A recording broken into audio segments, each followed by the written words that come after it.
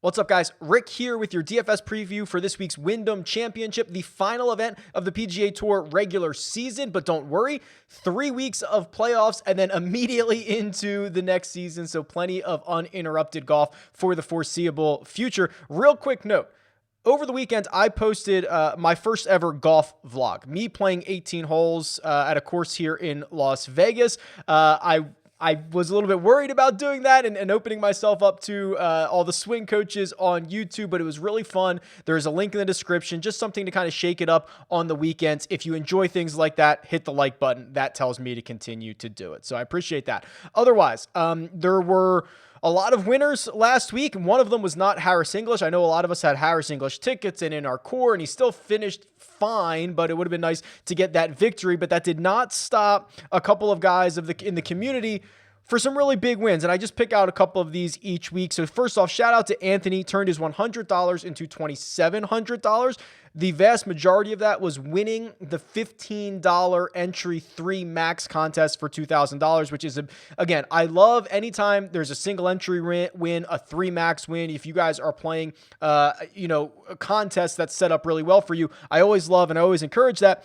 And then not one, but 2 different $100,000 wins. That's right. Den won $100,000. And I'm going to keep the last one anonymous because he DM'd me, so I don't know if he wants to be out there. But he won $100,000 and said he thought that was his worst lineup, and he ended it by saying golf is weird. And I think that's kind of a nice little lesson. Golf is weird. A lot of weird things happen. Brooks Koepka kind of ejected himself for a lot of the event until the weekend. Jordan Spieth looked like he was kind of out of it, right? I mean, just weird things happen. You have to kind of embrace the weirdness and the volatility that is golf. So congratulations to all of the winners out there from last week. And then, of course, I did draw 2 winners to win subscriptions to join the community to RickRunGood.com. Mike Lee and Trey, I've reached out to both of you to get you set up. If you would like to be entered into a draw to win a subscription to RickRunGood.com and use all of the tools that you see in this video and everything else on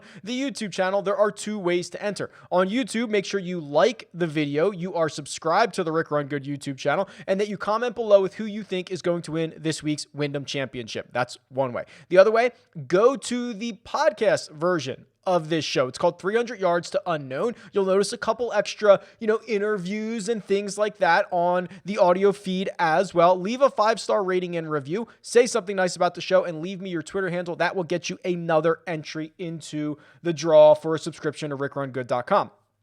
Tuesday is going to be the betting show. Wednesday at 3 p.m. Eastern is the live chat for the Wyndham Championship. All things Wyndham Championship. 8:15 p.m. Eastern time on Wednesday. That is the Jock Market Power Hour. All things stock market DFS. A lot of money made last week in the market as well. And then Friday, 4 p.m. Eastern time, that is the Cut Sweat show. That's where we will keep an eye on what the cut line is going to be, who's going to make it, how that's going to impact your lineups, and what your chances are for the weekend. It's a fun hang. It's data-driven, and usually something crazy happens while we're on that stream. I think that's it for now.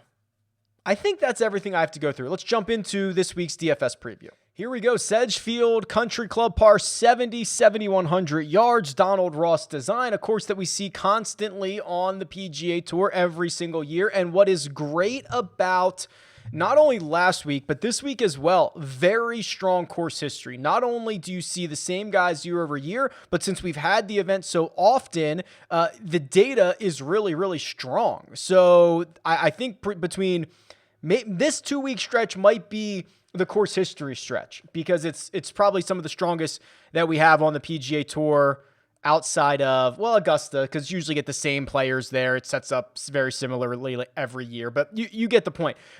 This is a Webb track, right? And guys like Webb Simpson, he has absolutely dominated at this event. And if you go down, you look at the course correlation model, you look at the key stats. What is the number one most important stat? Driving accuracy. And when I say it's important, it means that stat has more strongly correlated with success at this course than any other stat relative to other courses. So of course, so my point being, strokes gained approach is always the highest correlated stat. Seemingly everywhere you go. I guess strokes gained total might be, but strokes gained approach, very, very highly correlated. When you rank strokes gained total at Sedgefield versus all the other courses, you're going to find where it is more important, even though it's always important. So that's what I'm doing over here. And driving accuracy, birdie or better, strokes gained putting, those are kind of the three that stand alone. It makes complete sense. You got to play out of the fairway. You have to have a hot putter and the ability to rack up birdies in bunches. The winning score, 20, 21, 22 under par, makes complete sense. So who are those types of golfers? Well, in the last 36 rounds, let's just start with driving accuracy, which would be the percentage of fairways hit here. So that would be Brendan Todd, number 1. Ryan Armour, number 2. Ches Reavie, 3. Brian Stewart, and Bryce Garnett. Now, of course, it's not just about how many fairways you're going to be able to hit. You might want to look for guys that make a lot of birdies. Well, out of that group that I just mentioned, Ryan Armour makes more birdies than the rest of those guys. Maybe he's someone that you should consider. In terms of strokes gained putting, that's also Brendan Todd's calling card, isn't it? Right? So a guy who hits a bunch of fairways, a guy that putts really well. And if we start to sort this, by birdie percentage, for example, you are going to get some different names here. Mito Pereira, he has a smaller sample size than everybody else, but he's been piling up birdies. Adam Schenk coming off of a pretty good week last week as well. He's piling up birdies. Seamus Power, Patton Kizzire, Rafael Campos, all of these guys racking up birdies. And then you find the intersection of the ability to hit fairways, the ability to putt well, maybe some ball striking categories. It'll be the custom model that we go through at the end of the episode, but very, very strong course correlation here. I think we really want to abide by what we're learning right now. The cheat sheet, 6 golfers over $10,000 with Hideki Matsuyama leading the way, 11,000. I went through my database. I could not find another example of Hideki being the most expensive golfer on the slate. I couldn't find it. Well deserved, though. When he has played here at Sedgefield, he's played well, right? An 11th place finish in 2018, a 3rd place finish in 2016. He's coming off of a great run at the Olympics. He's coming off of a runner-up finish and in a playoff in Memphis last week. And he is, unfortunately, though, for Sedgefield, not a great putter.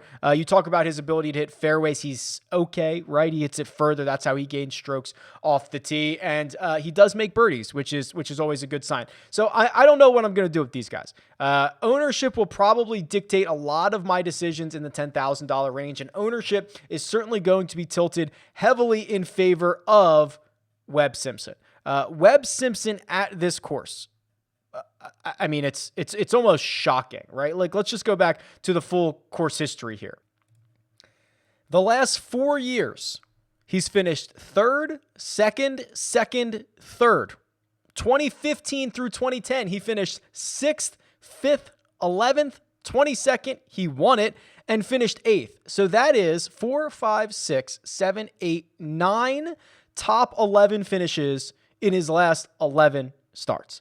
It's jarring. Remember last week when we talked about Daniel Berger and Dustin Johnson being elite course horses amongst courses anywhere, right? Across the board.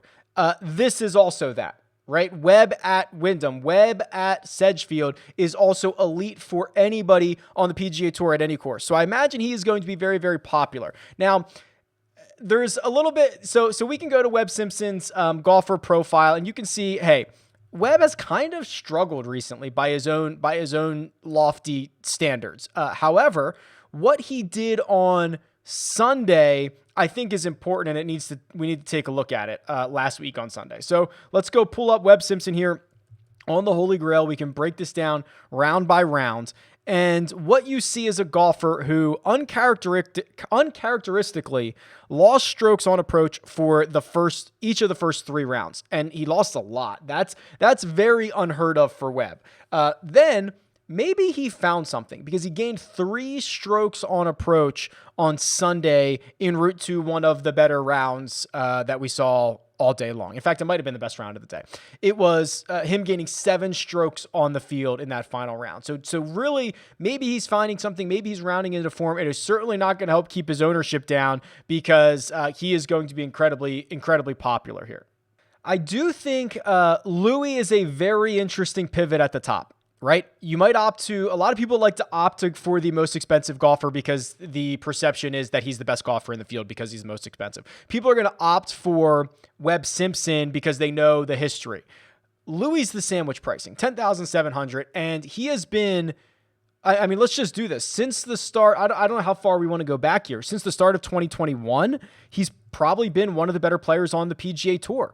Let's sort this by strokes gained total. He's been by far the best player in this field, by far. I mean, he's a quarter of a stroke better than Mito, who has half the rounds that he has.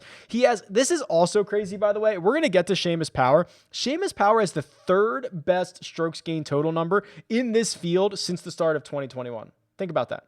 It's actually kind of crazy. Louis is head and shoulders. And if we get rid of just players in this field, Louis is 1, 2, 3, 4, 5.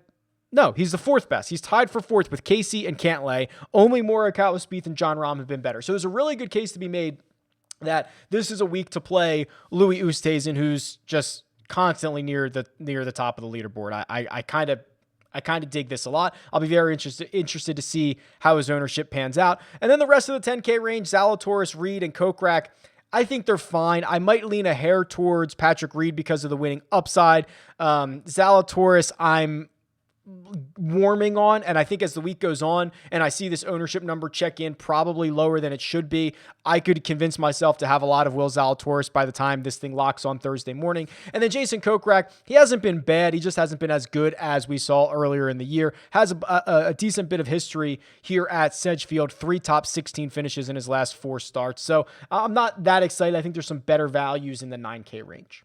The 9K range starts with Brian Harman, Tommy Fleetwood. It goes down to Siwoo Kim and Bubba Watson. And I think there is kind of an interesting case to be made about Sungjae Im here. He's $9,600. He's been playing okay. I don't think anybody's super stoked with the way that Sungjae's been playing, but he's finished 9th and 6th here in the last 2 years. And you have to kind of determine what the trends are here on Sungjae. And let me pull up his golfer profile. So what I see is, here's what I see.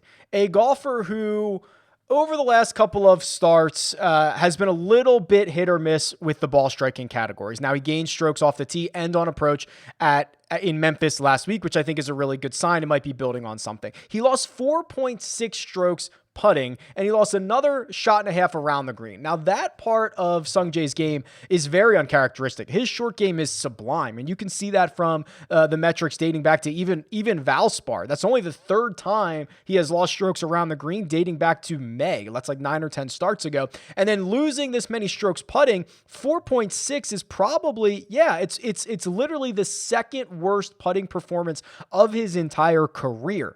So it is unlikely that happens again. And to also kind of illustrate the unlikeliness of that happening again, we're on Bermuda again this week. And that is by far Sungjae's best putting surface. And if you want to go down the Donald Ross rabbit hole here, we can do that as well. So this is everybody in the field since the start of 2015 on Donald Ross designed courses. Essentially, it's Sedgefield and Detroit Golf Club. Donald Ross has a couple of features that are pretty unique and across his courses. So this is, I don't always love lumping architects together. This isn't the worst one that you could do.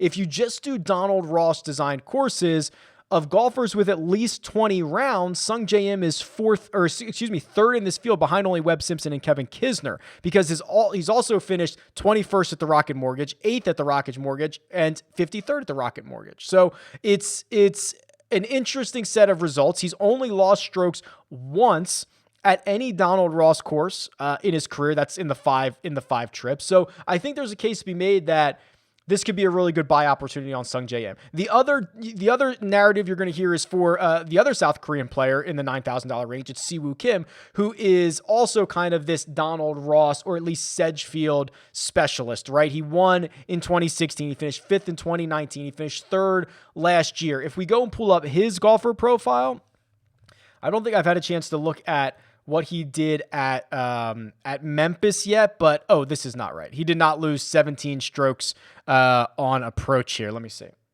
Actually, you know what? That might be right, because he dunked Hold on a second. He hit 5 balls in the water on number 11 alone on Sunday.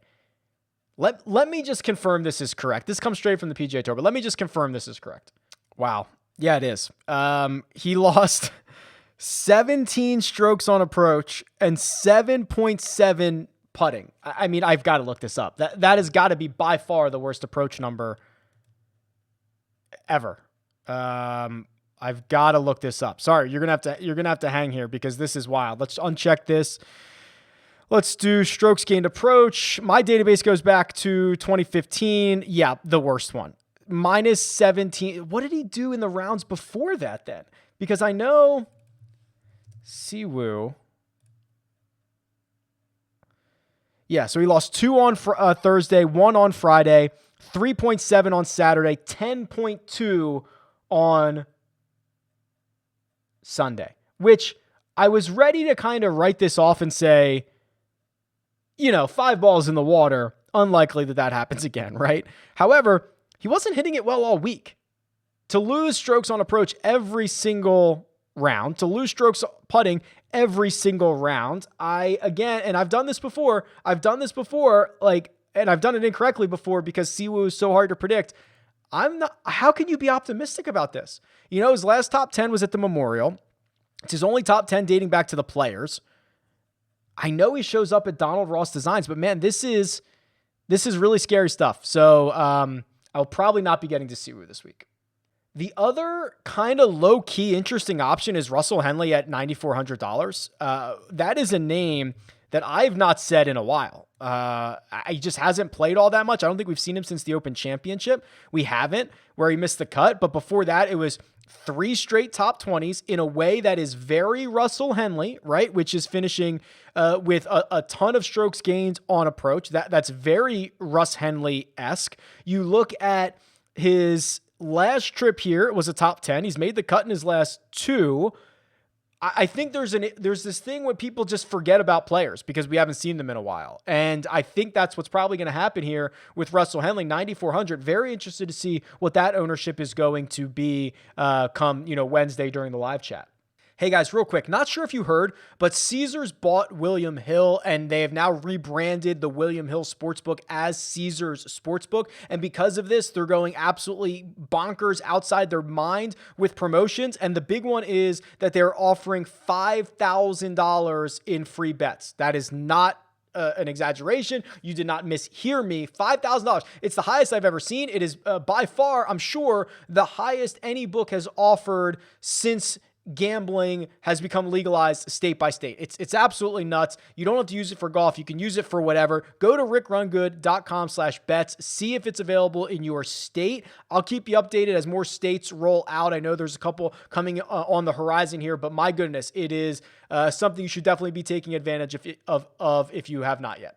Okay, the $8,000 range here is pretty interesting. We've got a couple of buy options, I believe. Gary Woodland at 8,700. Let's look up Gary because he's coming off of 2 really good finishes, and I just want to make sure this is not fool's gold, and it's maybe not. So he played the Barracuda, finished 7th, which is one of his few top 10s recently. The start before that was a T11 at the 3M Open. We don't have the strokes gain metrics for the Barracuda because they don't exist, but we do have his metrics from the 3M Open in which he gained strokes across the board, and we had started to see him return to being a better approach player. So there is, I believe, reason to be a little bit optimistic about Gary Woodland. I wish we could get access, or I wish they existed, to the Barracuda numbers, but that's noteworthy. I think there's a buy option there. Seamus Power, I showed you this earlier, and I can show it to you again. Just since the start of 2021, every single player in this field, you're talking about some of the biggest names in golf. Louis Oosthuizen, #1 player since 2021. But better than Hideki, better than Reed, better than Harmon, better than everybody, except Louis, is Seamus Power. And it is because of this unbelievable stretch of golf. So this dates back to really here on the Corn Ferry in Vegas. Top 10 in Vegas, where I watched him and he was phenomenal ball striking. has then gained strokes on approach in every single event that he has played, a measured event that he has played on the PGA Tour. He has racked up 6 consecutive top 20 finishes, 3 consecutive top 10s, with the final one culminating in a victory at the Barbasol. And I know what we can say. We can say, well, now he locked up the card. Right now he doesn't have to worry about that. Well, maybe he lacks the motivation. Maybe I like the fact that he's had 3 weeks off to kind of celebrate the victory, get back into it's always hard to play the very next week after you get that victory. What I see is a golfer who is just ball striking the hell out of it. I think that Seamus Power is still worth a buy, even if it might be buying high at $8,500. There's also a reason to think that Kevin Streelman at $8,300 is probably mispriced a little bit. If you look at him since the start of 2021, he's one of the better players in strokes gained approach, and he's gaining strokes in every category but putting, in which he's losing on average 0.09 strokes per round. So he's essentially a zero putter, a zero around the green player, and he's been a great ball striker, and he's a little bit more volatile. It's kind of a top 10, or excuse me, a top 20, or maybe a missed cut. You can see 19th at the Open Championship, missed the cut, 15th, 13th, 20th, 8th, 26th. Those are his last recent run of results. So this is, again, I believe, reason to be optimism. This is the type of field that Kevin Streelman should be able to find success in. At $8,300 for a golfer who has the upside of top 10, top 20, who can ball strike it in a good way, I like that. $8,300 for Kevin Streelman. Okay, the 7K range here, fairly sizable, and I think this is where it starts to become more difficult to determine who's good and who's not in this range, right? So a couple of interesting notes. Let's go over to the trends tool. Let's look at that breakout candidates. If you've never seen this before, it's my fault. I should really show this more often. It is a tool that looks at golfers, how they're ball striking it and how they're putting compared to their normal baselines, and tries to find golfers that are on the verge of breaking out. Brendan Todd is far and away that guy. So what this says is that Brendan Todd is hitting it from tee to green very well. And he is putting below his own expectation, which is, to his own right, it's a very high expectation. He's a great putter. So the idea is, if he can just putt to his average, he is a candidate to break out. It's also worth noting that not only is he very cheap at $7,100, not only does he show up here as a breakout candidate, but he's also one of, if not the best player at finding the fairway, which we know is the strongest correlated stat. So Brendan Todd is checking off certainly a lot of boxes for me this week, which is admittedly a little bit scary, but it is certainly being backed by data here. The rest of the 7K range, I believe Joel Damon is in the 7K range. I believe Zach Johnson is in the 7K range. They're two golfers that, and Doug Gim as well, that would be candidates for a breakout. Now, Mito Pereira is, to me, the highest profile player in the 7K range, or at least based on his recent results. Played awesome at the Barbasol, awesome at the 3M, awesome at the Olympics, okay at the Barracuda. I'm concerned that this is a lot of golf for a guy who's kind of played all over the world and racked up a lot of travel. I worry about that, but he is, at least to this point, the metrics are phenomenal. The tee to green play by far the best in the 7K range. The off the tee play by far the best in the 7K range. So it's a little bit concerning. I think he'll be popular, but if you want to pivot, there are options, right? Brandt Snedeker is the same price, and Snedeker is much more volatile, but has 2 top 20s in his last 3 starts. He's won this event, right? Has played well at this event historically. So there are some pretty good pivot options as well. Even if you want to go down, these aren't pivot options, but Adam Schenk at $7,300 now has 2 top 4 finishes in his last 4 starts. He also has a 15th place finish in there. They are at weaker fields than he's going to get this week, but hey, a guy who is confident, that travels everywhere. How about Rory Sabatini for the first time since the Olympics, since he got the silver medal at a place that he has 2 top 6 finishes at in the last 4 years? He's probably riding pretty high at the moment. I would be interested in Rory Sabatini. And if we want to look at kind of the data here, what I like to do for some of these cheaper guys is I like to really shorten up the sample size, right? So let's just go since April 1st.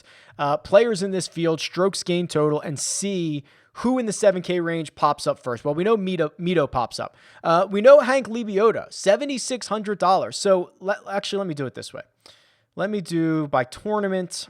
Just make this a little bit cleaner to look at. 4/1/2021 is my starting range. Players in this field, strokes gained total. Okay.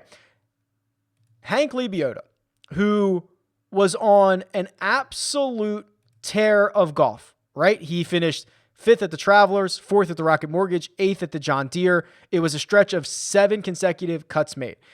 Was playing well enough. He made the cut to 3M Open.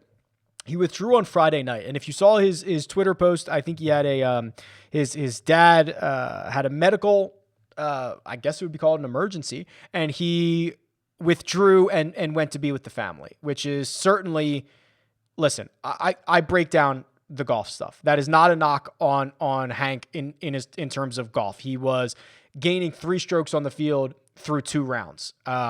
He is seemingly one of the better options in the $7,000 range. Now, it's been a couple of weeks since we've seen him play anywhere, but I think that $7,600, I wonder if there are going to be jaded owners, that incorrectly so, there are going to be jaded owners, but there might be, hey, Mito is the new flavor of the month. I'm going to roll with him instead of Hank Lebioda, who's $300 cheaper and playing just as well in the same time period. So something worth noting. Brandon Grace also pops up on this list of the 7K guys who have played well since April 1st. Now, he has 3 out of 4 top 30 finishes. 2 of them were really high finishes, 7th and 4th at the US Open and the Memorial, respectively. I'm not as excited about Grace at 7,400, but I certainly don't think I could blame you if you need to save on the salary.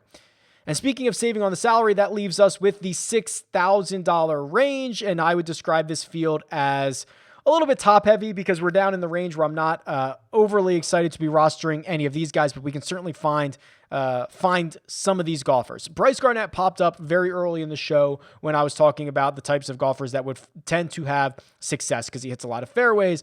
Also, he is a popper. He finished 5th at the Travelers, 16th at the 3M Open. I really, really worry that he is too reliant on the putter, but we know that strokes gained putting is one of the highest correlated stats to success at this event over the years. And if you look at Bryce Garnett's recent history, it also pans out. Played here, last 4 trips, 3 of them are top 20s. 2019, he finished 6th. So if you were ever going to play Bryce Garnett, I actually think this is probably the week to do so. Roger Sloan at 6,700 has low-key been very good. 6th place finish last week at the Barracuda, 16th at the 3M, 31st at Barbasol, 21st at Rocket Mortgage. He made the cut at the John Deere, so that's 5 in a row. He's made the cut and finished inside the top 40 in each of his last 2 trips to this event, playing better now leading in than he was in either one of those years. I don't mind that at $6,700. If you're looking for a popper, I worry about the way he does it, but Kevin Tway has been playing well. 4 out of his last 5 are inside the top 30. He finished 11th here 3 years ago. He missed the cut in the other 2 starts since then. Also, Vincent Whaley, remember when we were playing him constantly, finished 9th at the Barracuda last week, which is always a good sign. He's made the cut in his 1 trip here. He's $6,400. This starts to be the point where, hey, if you make the cut at $6,400, you have paid yourself off. So I don't think that is an unreasonable request to ask of Vincent Whaley. And I don't see any real super low value like the old Jim Herman, who min price tricked us. Played well on Thursday. At least he made the cut. Or excuse me, I guess there was no cut last week, but he, I don't know what he ended up finishing, 40 something.